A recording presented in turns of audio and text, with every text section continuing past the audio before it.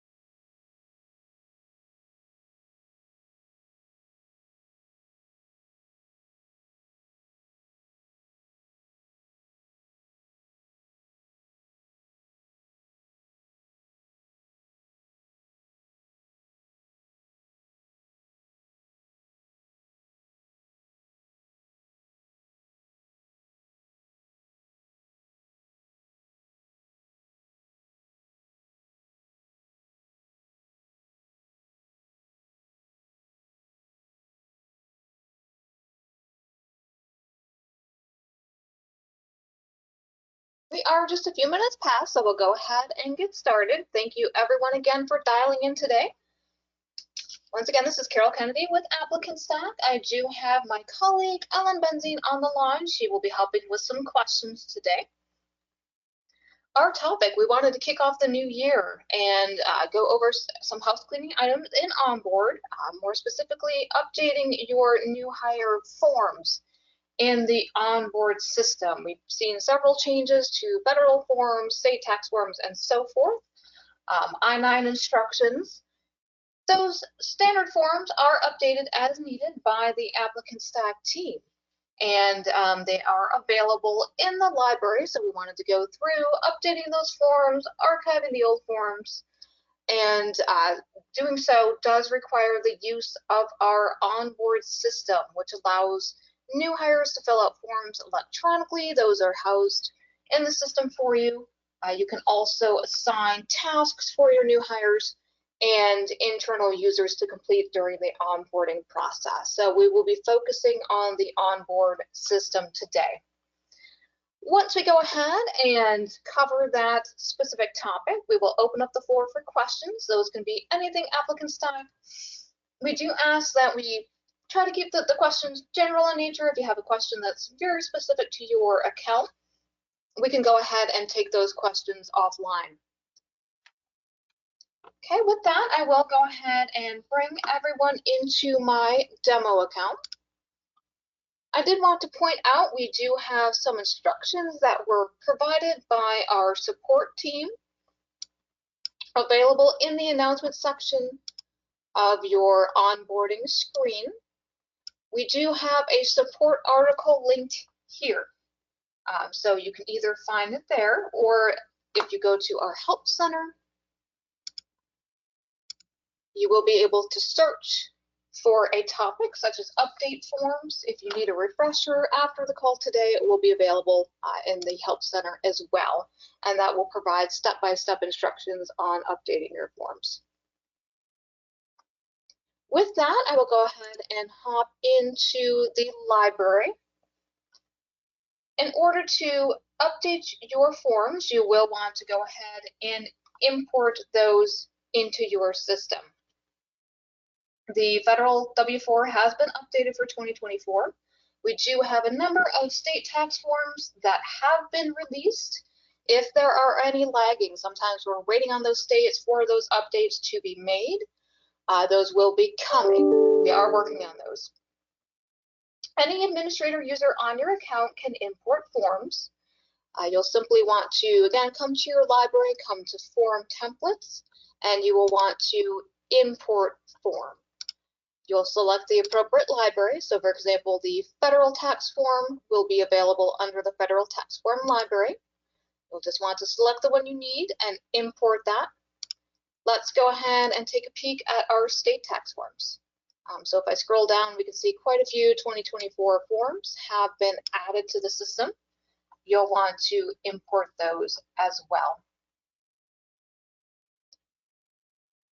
You will want to go ahead and, well, we recommend archiving the older forms in your system. So you can see here, I have a 2022 form. You'll want to go ahead and archive that form. I'm not going to click on it just yet because I'll lose access to it, but you can go ahead and archive it. You will see a pop-up. If that form is associated with any checklists in your account, it will tell you which checklist that form has been removed from. Checklists allow you to assign a group of forms or tasks to your hires all at once. So you'll want to make sure to associate the new form with that checklist. So as an example, I have already archived under the Georgia checklist I have here. I've archived that tax form, so we'll want to go in and edit that and just be sure to add the new one.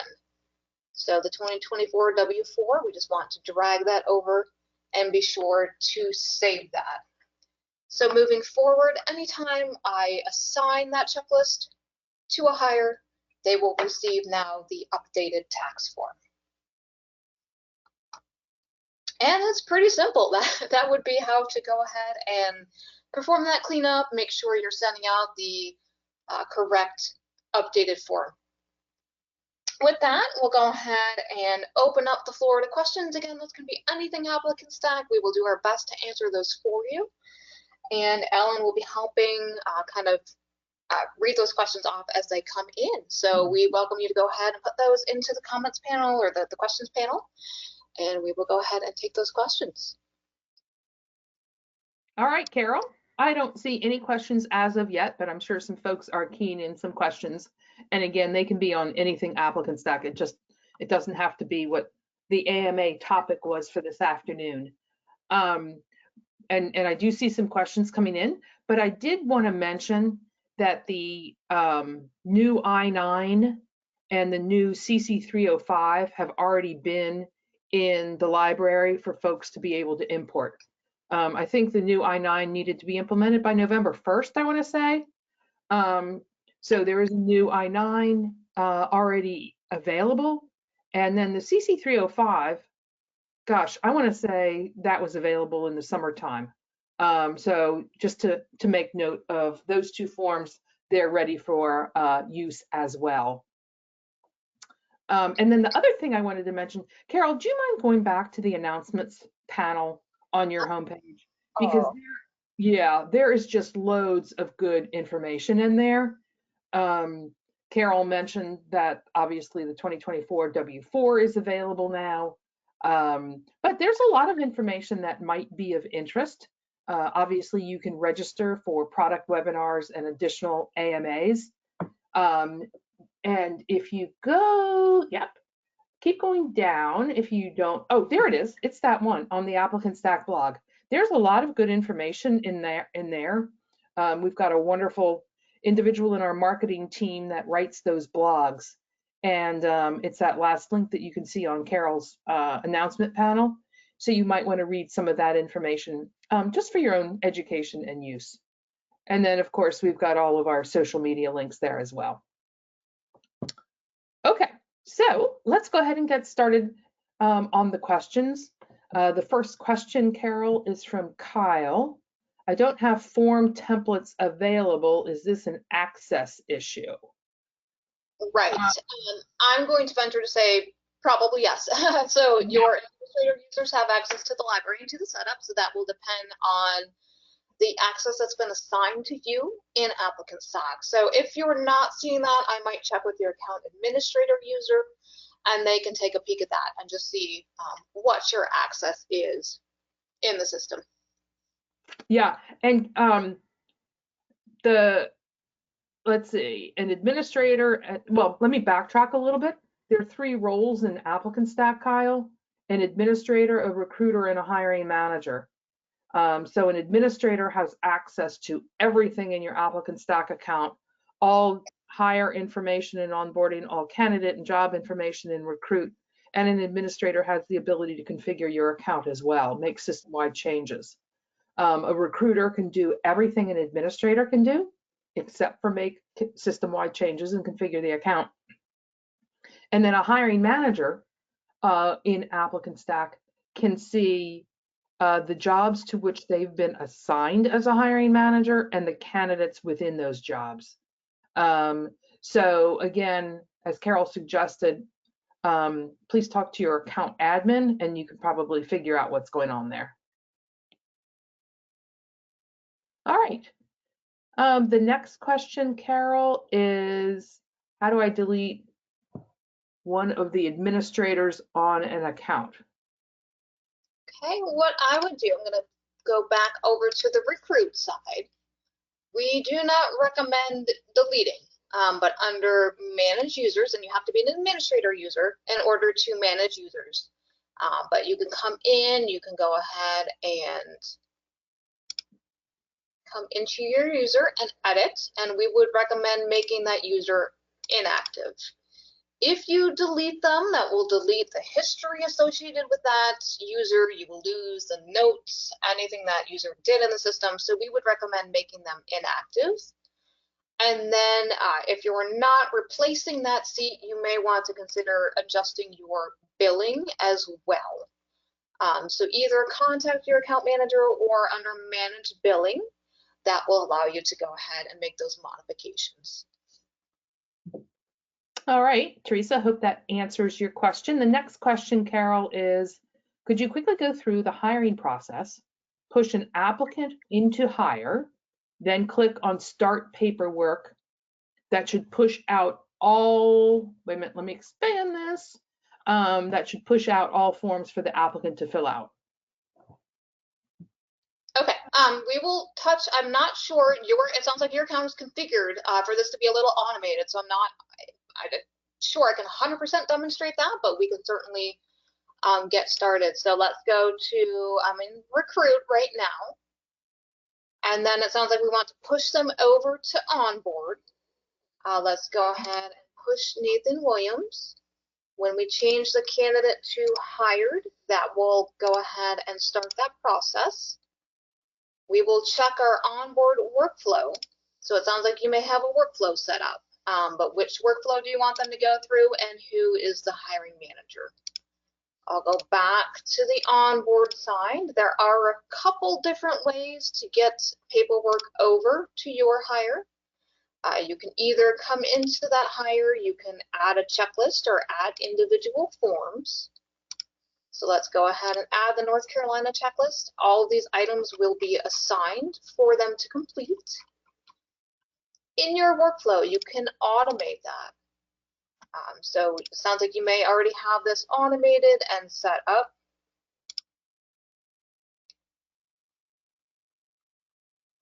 And let me make sure I'm in the right place. Hire workflow. Let's go in. You can trigger a checklist at a stage change. So it sounds like in your account, maybe start paperwork, it's tied to that stage change. So you can also do it that way. So once I change the hire to that stage, that will trigger that action to happen and they will receive that paperwork. So again, it sounds like you might be already configured for that to work.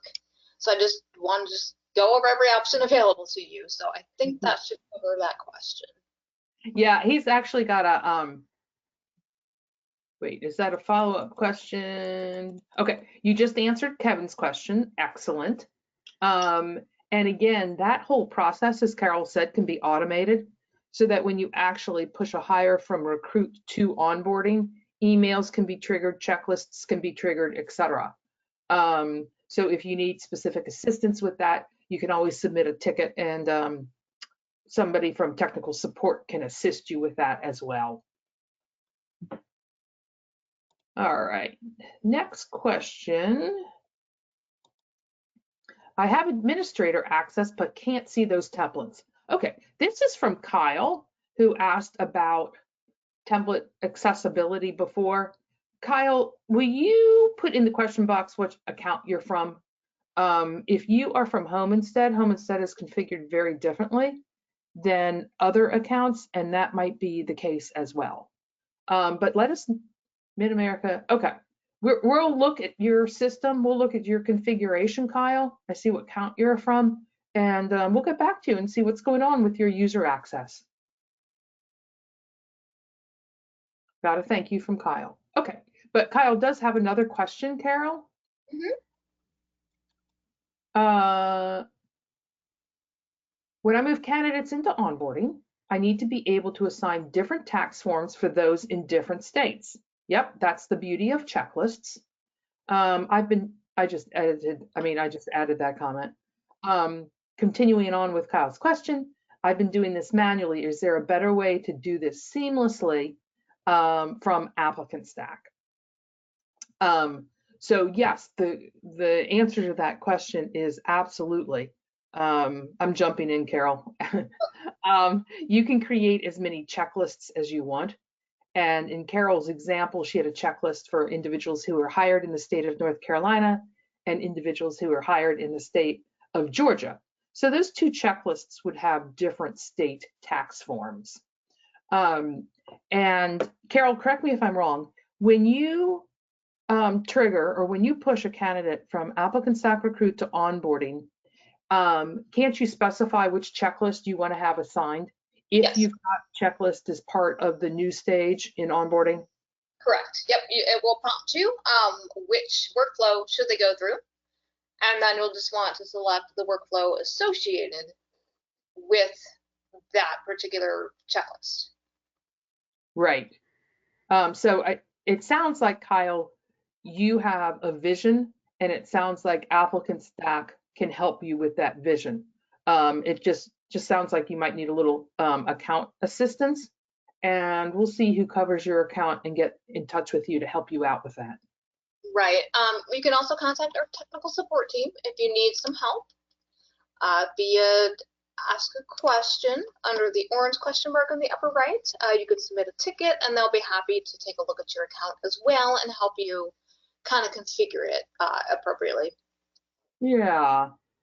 And then, Kyle, I see an additional question coming in from you. Yep, let's take this offline and we'll get you all automated and set up. All right. And let's see if any other questions are coming in. This is when I stare at the questions panel like they're magically going to appear. And again, yeah, I know.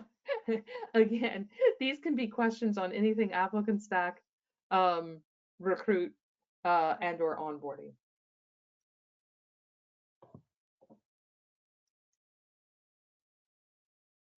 Gosh, okay. Nothing's happening in regard to the question box. Our marketing group did put in that announcement section the next product webinar links that Carol showed you earlier. Oh, wait a minute, we did get a question. Our AMAs, I believe, have been scheduled through the first quarter. So always check that announcements panel because there's always good information that we share there. Another question did come in, Carol. It's in regard to offer letters, so we would be flipping back to Recruit. And from Teresa. Sure. Let me go back to Recruit. So we do have a documents function. So in the library in Recruit, under documents, we can go ahead and create a new document. And we do have a support article that will walk you through these steps. We're going to breeze through right now, but that will walk you through. There's either a video or screenshots available. So if you need some help afterwards, feel free to reference that article, but you'll go ahead and give that a name. It could be full-time, part-time, depending on the job. You can have as many templates as you need. You'll have the option to upload a header, and I'm actually going to go back and go to the one I already have created, and so we can see a little bit of information. You will create merge fields. So what fields do you want to be able to populate? We want to populate pay rate, how many days of vacation, start date. You will add those merge fields. You will customize your message. Anything in brackets here will automatically populate. We have insert merge codes available for you to select those. So if you have your name, that will pull in the name for you. welcome. So of course, this is just very boilerplate, but you will customize that message. We're happy to have you on board. Your start date will be, your pay rate will be, and you will have so many days of PTO. So you'll want to pull those over into the appropriate section. And we look forward to having you on board. When we come back into our candidate record, from there, we can go ahead and create document.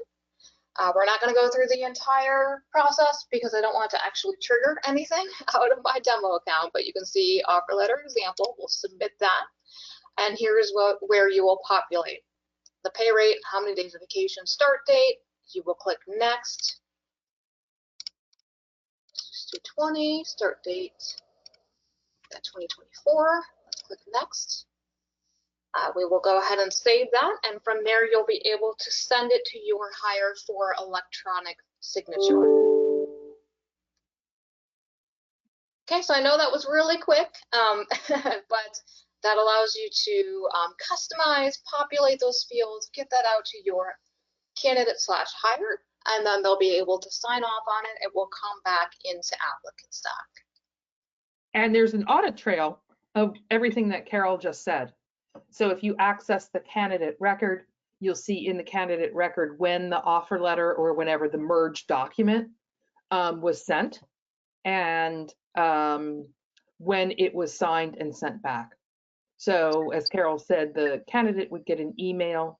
They can electronically sign the offer letter, date the offer letter, keep a copy of it if they choose to, and send it back. And again, that all of that is audited in ApplicantStack.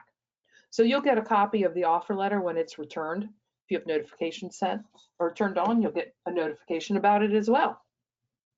And the use case for this is typically offer letters, but I've seen the documents function being used for conditional offer letters, letter of intent. It all depends on your organization and how you might send documents out to your candidates that have variable or merge code information in them.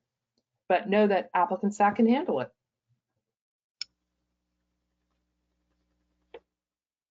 All right. That was a question from Teresa. We've got another question, Carol. It is from Jean, and it's back to pushing a candidate to onboarding. When I follow the process, the candidate is not showing in onboarding. Could it be a workflow issue? Sure. What we most commonly see is if that is a rehire. I'm guessing that that's what typically is the challenge there, not a rehire. In that case, I am not sure. So sometimes if the email address is the same and it's a rehire, it will block them from coming over. So we have some workthroughs for that. But if that's not the case, I might have our support team take a look at that for you. If something's not working correctly, they can investigate a little bit further. Let them know as much detail as you can, which hire it is, anything you can provide to them, and that will help them investigate that a little bit further. Ellen, do you have anything to add there? I just have one thing to add. Jean, the default trigger stage for a candidate to move from recruit to onboarding is the hired stage in recruit. If our technical support team can modify that trigger stage, so I'm just wondering if maybe your trigger stage has been modified. The other thing is make sure you move your candidates to the hired stage in recruit, because again, that's the default trigger stage to move them to onboarding. If you followed up with your question saying that they were not a rehire, the only other thing I would do, but typically this is associated with a rehire, is ensure that the email address is not already in onboarding. In ApplicantStack, the email address is the unique identifier for a candidate in recruit and for a hire in onboarding. So if for any reason that email address is in onboarding already, then an individual in recruit will not push to onboarding with the same email address. Thank you, Ellen. Yeah, so that's the only thing I can think of. And as Carol said, feel free to submit a technical support ticket on that, and include who the hire is that you're having an issue with.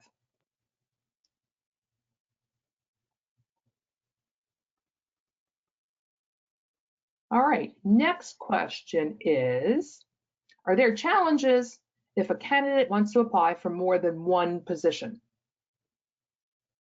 Okay, I'm assuming that's relating back to the email. They are not able to apply to the same position more than once, but the system will not prevent them from applying to multiple positions. It will look at their email address. Again, same job, will not allow that, but they are able to apply to different jobs. So I think that will answer that question. I think so. And then this is a follow-up from Jean as well. She said, thank you. When we push someone over, the green stage tab never changes to hired. The green stage tab. Jean, we're going to need to look at your account as well. Can you go ahead and input what company you're with, please? And we will take a look at that. I'm assuming that means this green button here. And sounds like a configuration issue to me as well. Okay. We'll get you set up, Jean. Next question is, thank you, Jean. We've noted your company. Next question, Carol, is from Jennifer. And it is, can you go back to where you started showing the library? Okay. Not sure if we're on the recruit side or the onboard side, but didn't specify.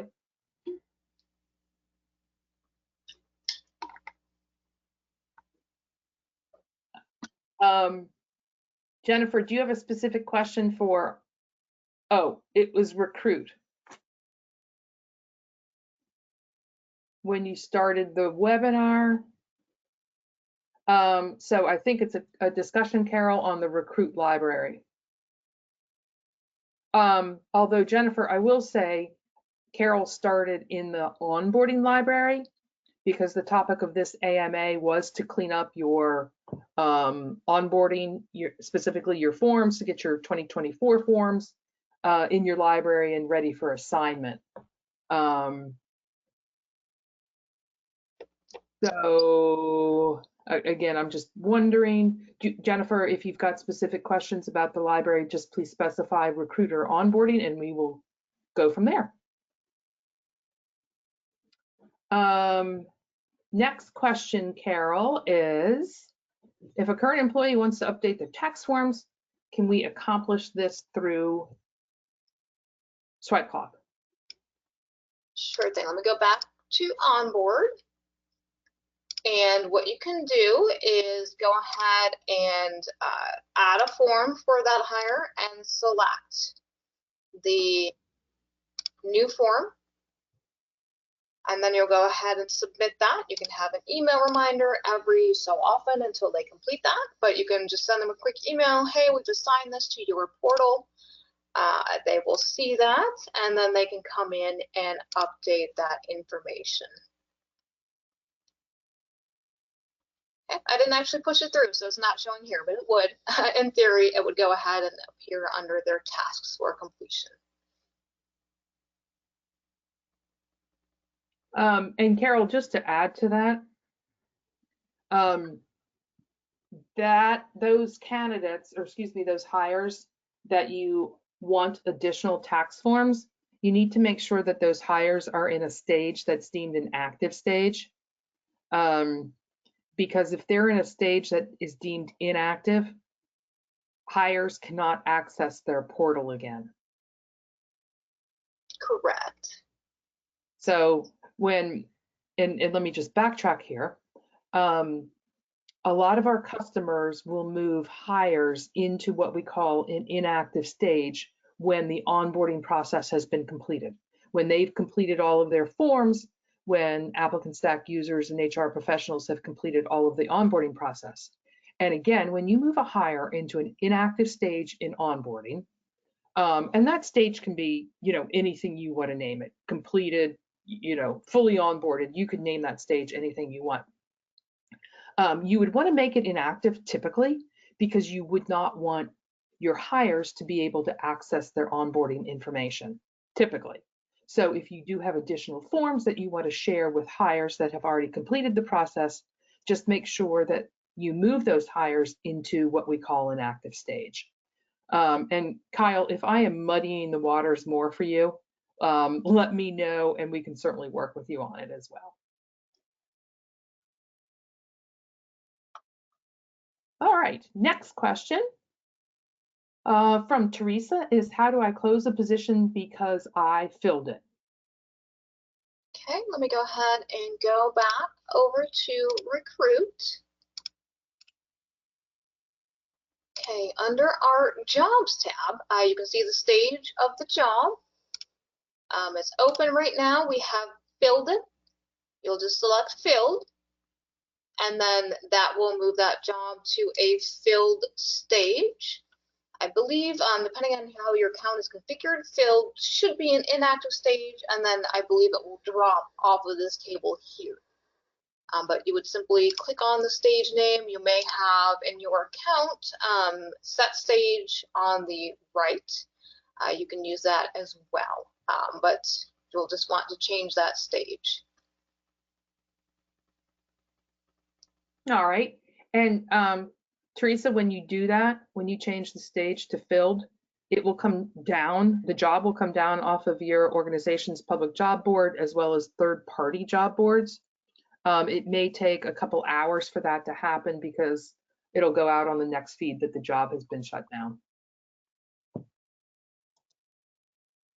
All right, next question from Cheryl is there a way to block a candidate who has applied multiple times for the same position? Okay. So if they're applying for the same job and the email is the same, it shouldn't allow that unless they are going in and modifying their email address each time. In that case, we don't have a way to block that user from applying. What we typically recommend is under the candidate record, you can add a note. You can make that global so it shows across all applications, and maybe you just put a note in there. Do not consider this candidate, whatever the situation is, keeps applying for every job that we have. That might be the best way to handle that situation. But right now the system does not have a way to block somebody from applying. Yeah, and I'll just add on, this is a little nugget I found out fairly recently, is that the default is that the same candidate with the same email address cannot apply to the same job more than one time. So again, that email address is the unique identifier. Now, there is a configuration that can be made on the back end to your account to allow the same candidate with the same email address to apply multiple times. So if that's what's happening to you and you don't want that to happen, then please submit a technical support ticket and say that you only want a candidate with the same email address to be able to apply for the same position once.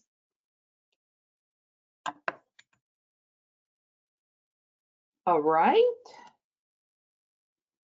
Follow-up question about candidates applying for the same position. Would that note only show in history? So I think referring to the global note, Carol. Sure. Correct. It would. We do have some. If you wanted it to show on the candidate table, you could perhaps create a custom field. And so I have a future interest field. Maybe you have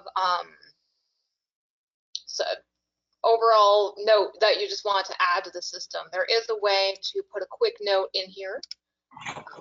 Drop down or a text box. Maybe you just want to put in do not consider. You could use the dispositions. Maybe create, a stage or a disposition code. Do not consider under any circumstances. Just trying to think through some options for you, but there are a couple different ways to handle that. If you put it in the history, in the notes, yes, it will show in the note section. just depends on what you're looking to do and where you would like that noted. All right. Here we go. Just when I was about to say that's it. Here's another question. Can you add to the disposition list? I screen for job tenure above all, and that's not listed. Okay. So administrators can come to your setup and configure. I believe that is under, Alan, is it under application fields? Yep. Yep, disposition. Uh-huh. We can edit those options. Right now I have a drop down. We can add an option here. You'll type in that field option and that will appear in your disposition list.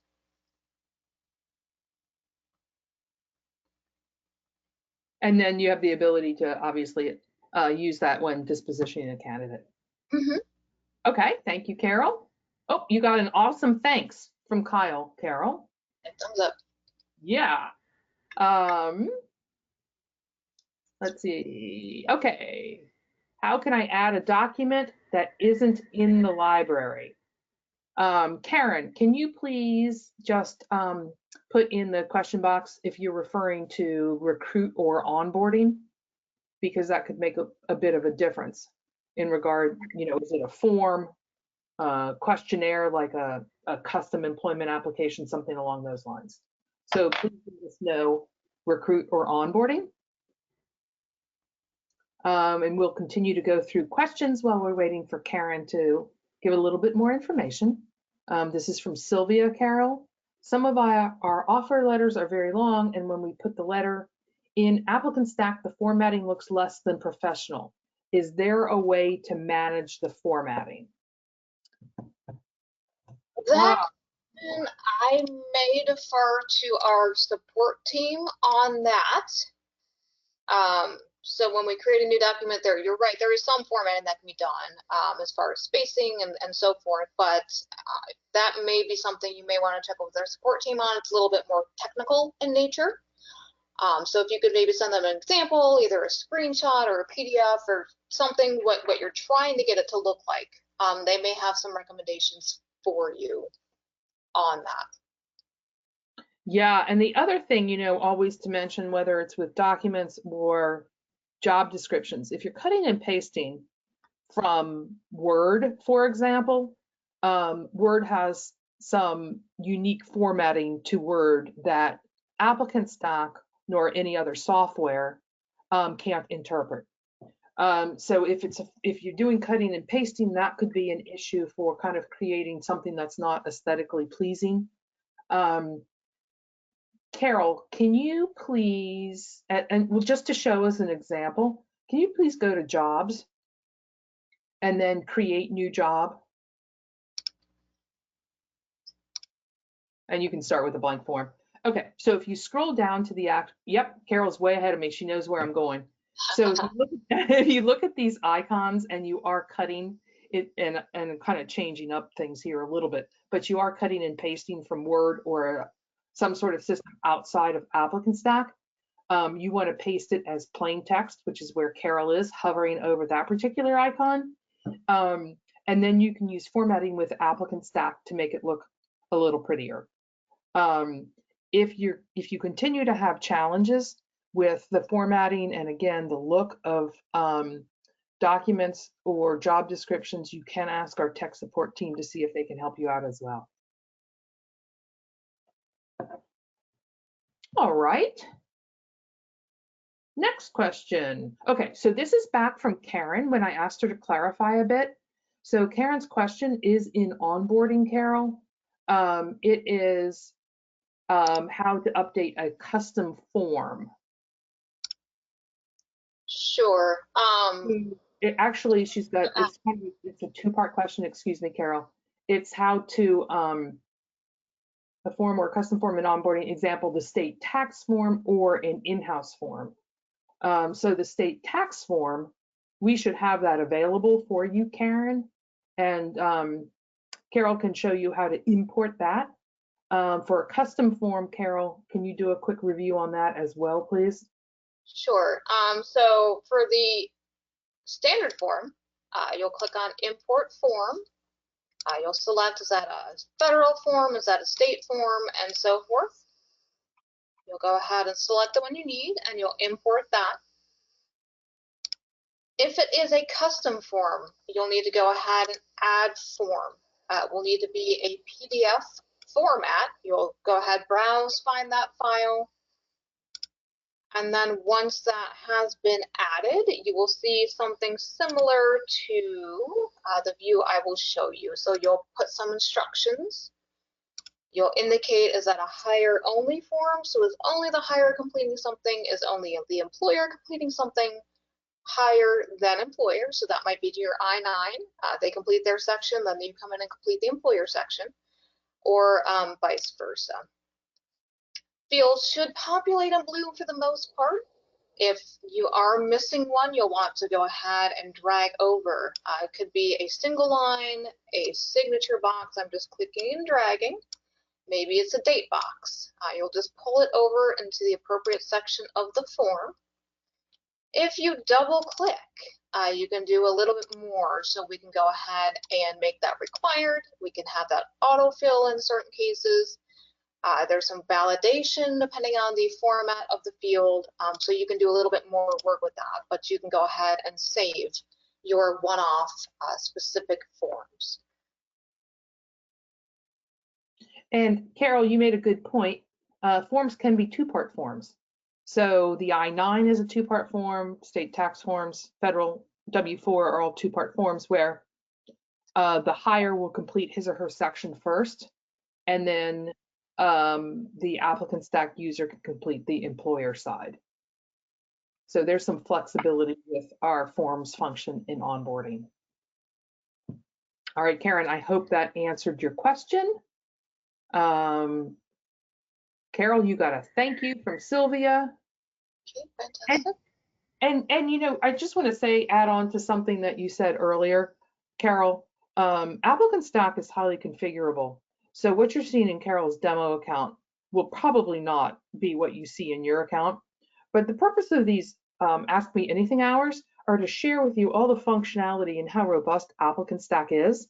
And then if you've got specific account questions, configuration questions, or you know, after we close down this webinar, you're like, oh my gosh, that documents function, that was really something that we could use to create and send offer letters. How do I do that? Well, you've got the help center, you've got your account management team, and you've got technical support to assist you in all of that. That's just my minute advertisement. All right. I don't see any other questions coming in. We still have a few more minutes if there's any questions out there. Again, you've got a variety of means of getting your questions answered once we sign off. Teresa, I'm new to ApplicantStack. Welcome, Teresa. I'm glad you are joining us for this AMA then. This is my first training session. Will the recording be available? And yes, you will receive a follow-up email with the recording. Absolutely. One more time, Carol, since we do have time, can you please go over the uploading of a in-house form? So a form unique to an organization, maybe it's an employee handbook that needs a signature and a date. You know, it could be a variety of information requested, but if you could just go through that once again, that would be wonderful. Sure.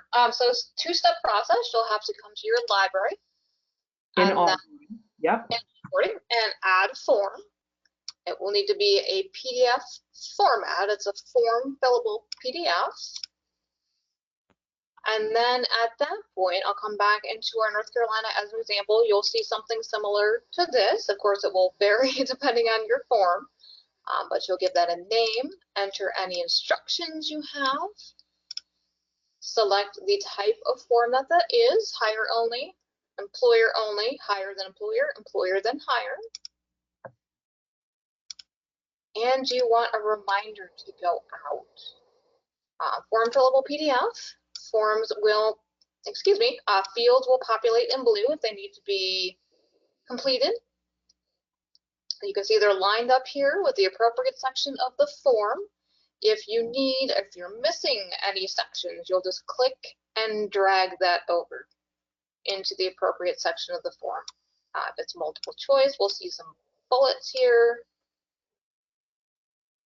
drop-down options. From there, you can double-click, and that will allow you to do some additional work, maybe validation. If it's a social security number, it has to be in a certain format, and so forth. So sorry, Carol, keep going. Oh, yeah, and from there, you'll just want to be sure to save that form, and then that one will become available for you to use. And ideally, when you upload a form, Karen, it should be in as final format as possible, you know, fillable. But you do have the editing tools down the left side of the form as shown on in Carol's demo account. So you do have editing capabilities. We do have a professional services group that offers services to create your onboarding forms. There is a fee associated with it depending upon, you know, how long the form is, what the detail is, etc. But we do offer that service if that's of interest as well. One more question. Do I need to put in a ticket since my forms are missing? Oh, we got a thanks so much from Karen. Thank you, Karen. Do I need to put in a ticket since my forms are missing, or are you taking care of that? Kyle, if you would submit a ticket, that would be excellent. But it sounds like we do need to take a look at your account and check out how your account is configured. So thanks for double checking on that, Kyle. All right. I don't see any other questions being submitted. Again, I'm talking slowly just in case there are some folks out there inputting a last minute question. All right, Carol, I think it's ready for you to wind down. All right. Thank you everyone again for joining today. I did want to go ahead and mention those upcoming webinars that Ellen had pointed out at the very beginning. We do have an onboard webinar scheduled for Tuesday the 16th. And then we have a recruit webinar on February 13th as well. And as Ellen mentioned, we have a blog. We have lots of resources available for you as well. So we look forward to seeing you in the future. And we appreciate everyone's time. Everyone take care. Thanks so much for joining. Bye.